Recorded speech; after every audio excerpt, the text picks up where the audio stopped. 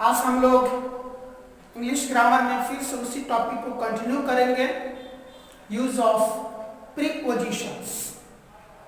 आज जिन प्रीपोजिशंस के यूज हम सीखेंगे वे हैं among, by, from, since, for, with, without, within।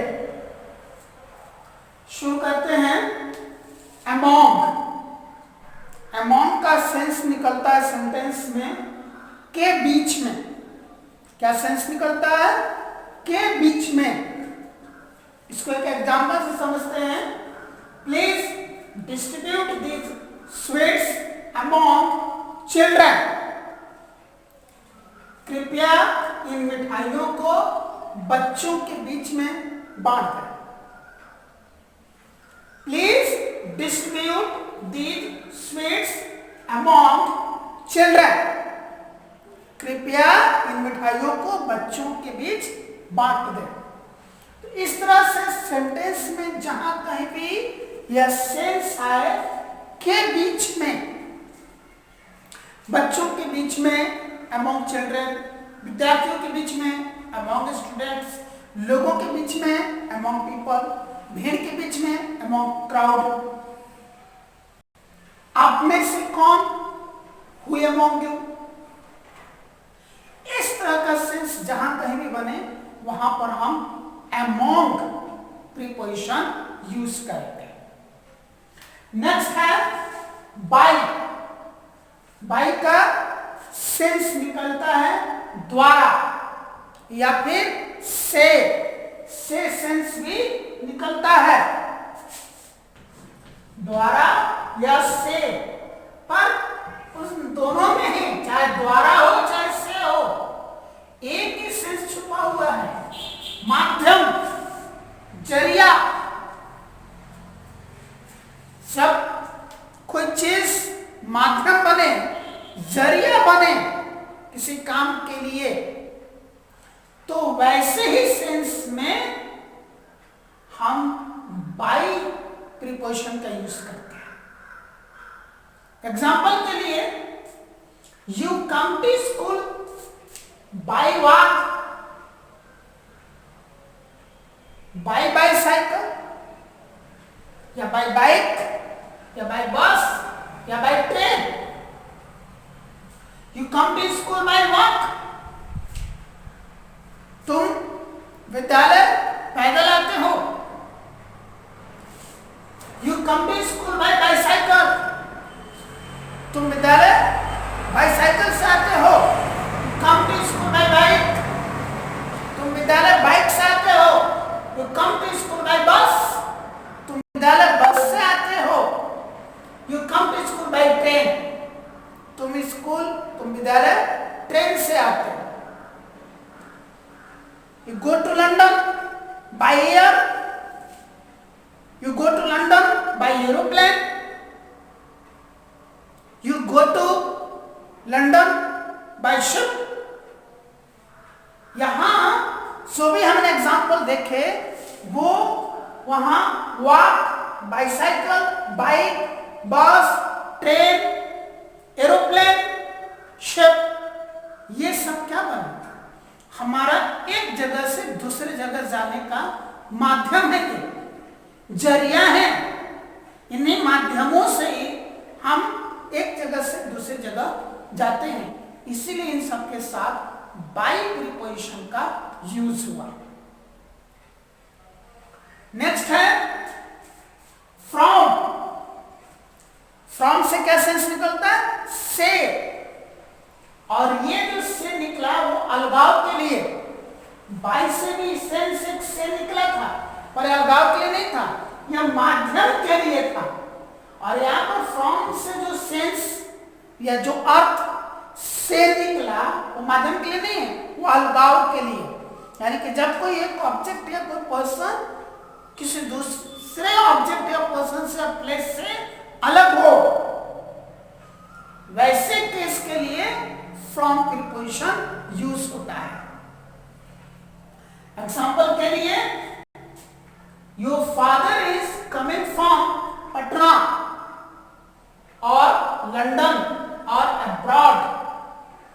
तुम्हारे पिताजी पटना से आ रहे हैं, अभी वो पटना में रह रहे थे, अब वहां से गांव आ रहे हैं, यानी कि पटना से अलग होकर आ रहे हैं।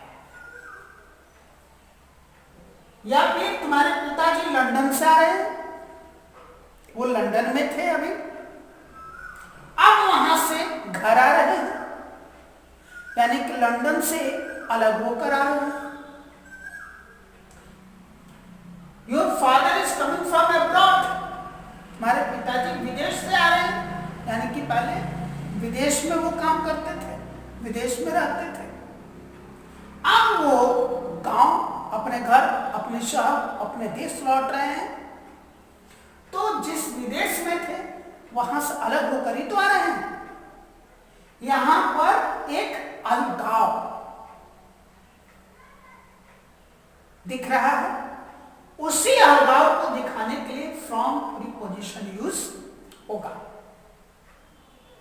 नेक्स्ट, सिंस, सिंस से भी एक ही सेंस निकल रहा है, से। यहां भी से, यह माध्यम था, यहां भी से, यह अलगाव को इंडिकेट कर रहा था, और इसे अलगाव को इंडिकेट करने के लिए एक और प्रीपोजिशन मैंने आपको पढ़ाया था, off, O F F, off. वहां अलगाव हो रहा, उस अलगाव और इस अलगाव में अंतर क्या है? क्या फ्रॉम की जगह ऑफ, ऑफ की जगह फ्रॉम यूज कर सकते हैं? नहीं कर सकते, दोनों में थोड़ा सा अंतर है। जैसे यहां एक एग्जांपल है, your father is coming from Patna, तुम्हारे पिताजी पटना से आ रहे हैं, यानी कि पटना से अलग होकर के आ रहे हैं, वो फिर वापस पटना जाएंगे या जा सकते हैं। ऐसा नहीं कि हमेशा हमेशा के लिए पटना से उनका अलगाव हो गया, पटना के साथ उनका कोई रिश्ता नाता ही नहीं रहा, ऐसा तो नहीं है। हो सकता है कि वो पटना फिर कभी जाए किसी काम से, अगर नहीं भी जाए तब भी उस जगह से कुछ न कुछ लगाव बना रहे, इसलिए यहां पर फ्रॉम यूज हो।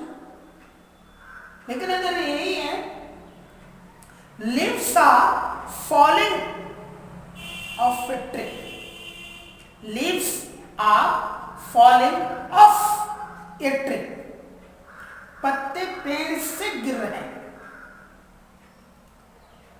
वहां कैसे से पत्ते पेड़ से टूट के गिर रहे हैं, अलगाव वहां भी है। अब उस अलगाव में अंतर क्या होगा? पेड़ से एक बार पत्ते अगर टूट गए फिर वो कभी दोबारा उस पेड़ में जुड़ नहीं सकते, किसी भी रूप में कभी भी कहीं भी उन पत्तों का अब उस पेड़ के साथ कोई संबंध नहीं बन सकता, वो हमेशा हमेशा के लिए अलगाव होगा, परमानेंट डिटैचमेंट हुआ। सिर्फ परमानेंट डिटैचमेंट को शो करने के लिए वहां पर ऑफ आया, वहां हम फ्रॉम नहीं लगा सकते। यहां जो सेंस आया इससे भी वही सेंस निकल रहा है, से। अब ये ना तो वो परमानेंट डिटैचमेंट की तरह ऑफ वाला सेंस लेकर आया है, ना ये टेम्पररी जो अलगाव हुआ उस वाले से को सेंस को लेकर आया है, या फिर जहां माध्यम वाला सेंस से का सेंस यहां पर नहीं है, यहां समय से रिलेटेड है, टाइम रिलेटेड है। यहां जो से सेंस निकल रहा है सेंस का, ये निश्चित समय के लिए, जहां पर समय एकदम फिक्स है, निश्चित है, एक पर्टिकुलर टाइम की जब हम बात करते हैं वहां पर ये सेंस आ जाता है। एग्जाम्पल के लिए, आई am teaching you since 4 PM, मैं आपको 4 बजे से पढ़ा रहा हूं, PM लगा है यानी कि शाम के 4 बजे से। I am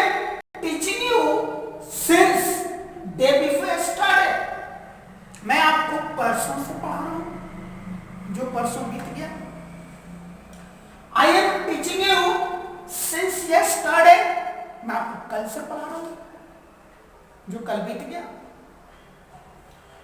I am teaching you since today, मैं आपको आज से पढ़ा रहा हूं। I am teaching you since Friday, मैं आपको शुक्रवार से पढ़ा रहा हूं। I am teaching you since January, आपको जनवरी से पढ़ा रहा हूं। I am teaching you since 2012, मैं आपको 2012 से पढ़ा रहा हूं। I am teaching you since 21st century, मैं आपको 21वीं सदी से पढ़ा रहा हूं। यहां जो एक टाइम आ रहा है वो बिल्कुल फिक्स, एक परफेक्ट, एक निश्चित, एक डेफिनेट टाइम आ रहा है। 4 PM घड़ी का time, clock. 1 AM, 1 PM, 2 AM, 2 PM, 3 AM, 3 PM, 3:30 PM, 3:45 AM।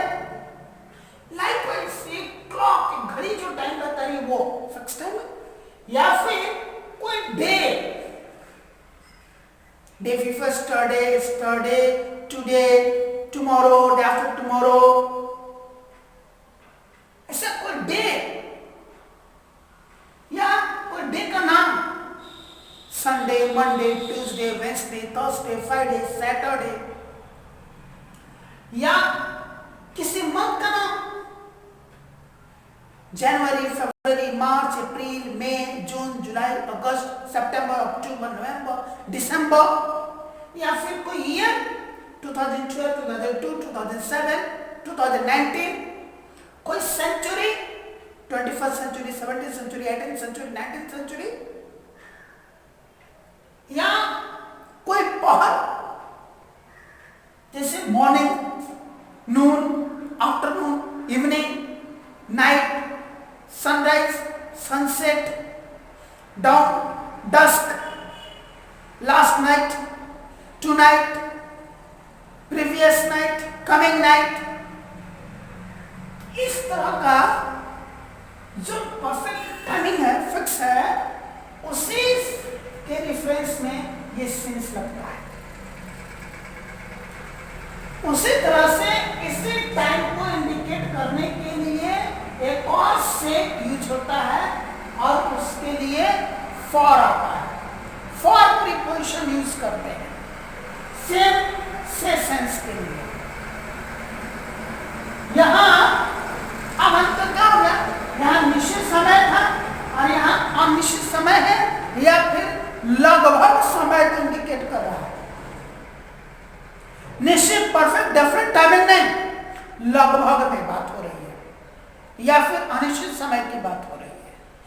वैसे टाइम को इंडिकेट करने के लिए जो से आता है, उस से के बदले फॉर प्रीपोजिशन हम लोग यूज करते हैं। एग्जाम्पल के लिए,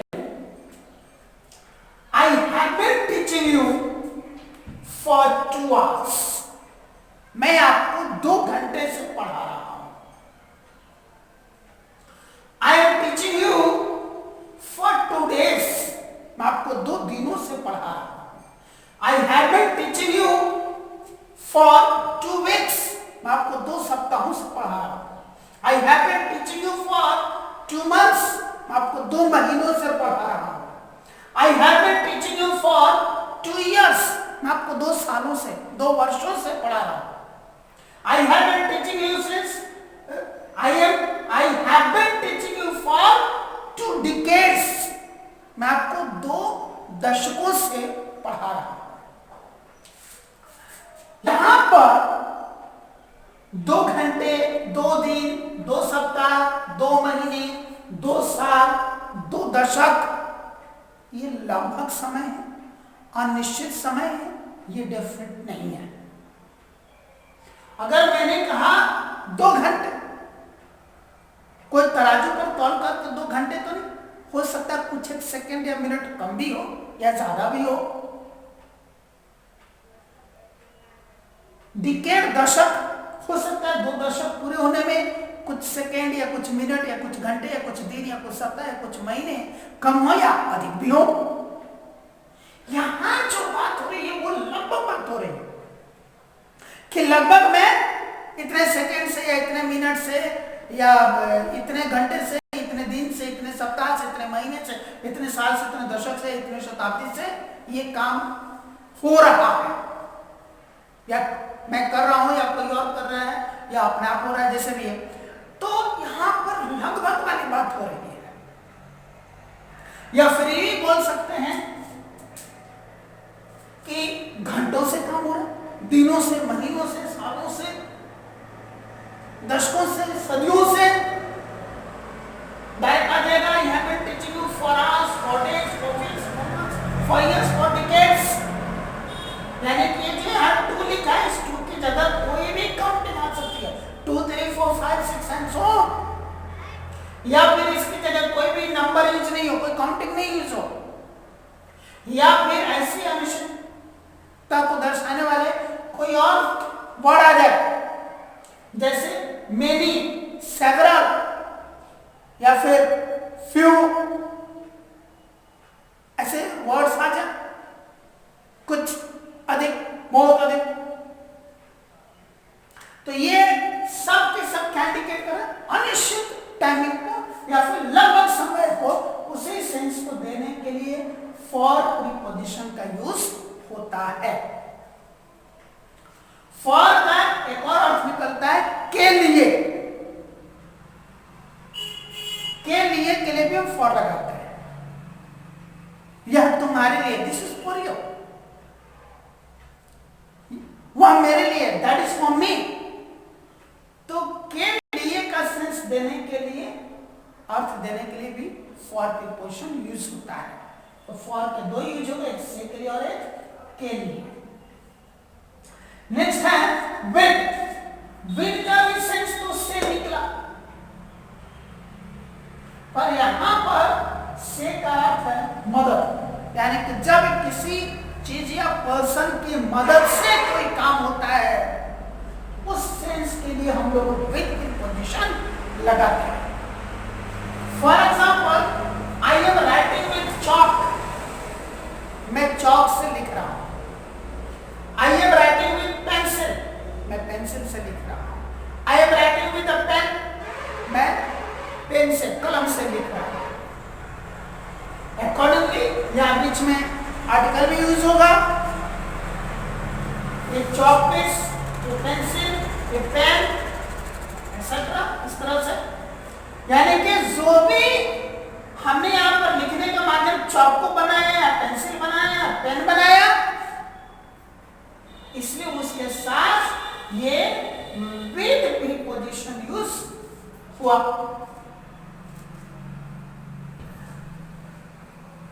क्या यूज हुआ? With preposition. तो जब भी किसी पर्सन या किसी ऑब्जेक्ट की मदद से कोई काम हो, कोई एक्शन हो, कोई वर्क हो, तो विद प्रीपोजिशन हम यूज करेंगे। हिंदी में तो सेंस होगी से निकलेगा। ये सब यहां भी से, यहां से और ऑफ में भी से था, और डिफरेंस भी साथ साथ समझते चले जाना है। विद एक और अर्थ निकलता है साथ। मैं कम विद यू, क्या मैं आपके साथ आ सकता हूं? Who has come with you? आपके साथ कौन आया है? तो इस साथ अर्थ देने के लिए भी, ये साथ अर्थ देने के लिए भी विद प्रीपोजिशन यूज होता है। नेक्स्ट है विदाउट। इसका अर्थ होता है के बिना। क्या अर्थ होता है? के बिना। जैसे we can not live without air. हवा के बिना हम जिंदा नहीं रह सकते। We can not live without water. हम जल के बिना जिंदा नहीं रह सकते। We can not live without food. हम भोजन के बिना जिंदा नहीं रह सकते। तो यहां पर के बिना का सेंस देने के लिए विदाउट प्रीपोजिशन यूज हुआ है। नेक्स्ट है विद इन। विद इन क्या करता है? एक समय अंतराल को, एक अवधि को इंडिकेट करता है कि हाँ, इतने अवधि में, इतने समय अंतराल में एक काम होता था, चाहे हो रहा है, चाहे होगा, चाहे होता है, जो भी है। एक समय अंतराल, एक टाइम पीरियड को शो करने के लिए विद इन प्रीपोजिशन यूज किया जाता है। फॉर एग्जाम्पल क्या लिखा है यहां पर? Finish this work with in 10 minutes.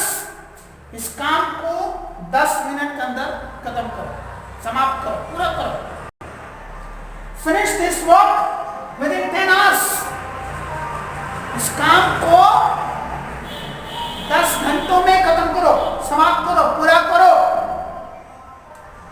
Finish this work with in 10 weeks. इस काम को 10 सप्ताह में। उसी तरह 10 मिनट, 10 सेकेंड, 10 घंटे, 10 दिन, 10 सप्ताह, 10 महीने, 10 साल, 10 दशक, 10 सदी, कुछ भी ऐसा हो। यहां पर 10 की जगह काउंटिंग में बदलती जाएगी, 1 2 3 4 5 6 7 8 9 10 11 एंड सो ऑन। या फिर विदाउट काउंटिंग की भी आ सकती है। Finish this work with in minutes. इस काम को मिनटों में खत्म करो। Finish this work with in hours. इसको घंटों में खत्म करो। इस तरह का सेंस देने के लिए कि चाहे वो निश्चित हो, अनिश्चित हो या फिर लगभग समांतराल हो, किसी भी तरह का वो समांतराल है, एक अवधि, एक टाइम पीरियड है, तो उसके साथ ये विद इन प्रीपोजिशन यूज होगा। तो अभी तक लगातार कई दिन से मैं आपको प्रीपोजिशंस के यूज के एग्जांपल्स दिए चले जा रहा हूं। अब मुझे लगता है कि मैंने एनफ एग्जांपल्स दे दिए हैं। बाकी अगर फिर भी कुछ रह जाता है, आप अपने ग्रामर की बुक से उसको देखें, पढ़ें, समझें और फिर प्रैक्टिस करें। और हमने जो बताए हैं उनको भी प्रैक्टिस करें। नेक्स्ट क्लास में हम लोग देखेंगे यूज ऑफ कैपिटल लेटर्स। हम सेंटेंस में या पैराग्राफ में, पैसेज में या वर्ड जब लिखते हैं, कहां कहां कैपिटल लेटर्स यूज करते हैं, उसका यूज सीखेंगे। उसके नेक्स्ट क्लास में हम लोग यूज ऑफ पंक्चुएशन मार्क्स सीखेंगे, विराम चिन्हों का प्रयोग। और फिर उसके बाद हम लोग सेंटेंस मेकिंग को कंटिन्यू करेंगे। और वही सेंटेंस मेकिंग कंटिन्यू चलता रहेगा। पहले नॉन टेंस, बिना टेंस वाले सेंटेंस मेकिंग, और फिर टेंस वाले सेंटेंस मेकिंग। उसके बाद हम लोग टेंस भी पढ़ेंगे। ऐसा नहीं कि टेंस छोड़ देंगे, टेंस पढ़ेंगे। स्टेप बाय स्टेप सारी चीजें कवर करेंगे। आपके ग्रामर में जो कुछ भी इंक्लूडेड है, जो कुछ भी आता है, वो सब कुछ हम डील करेंगे।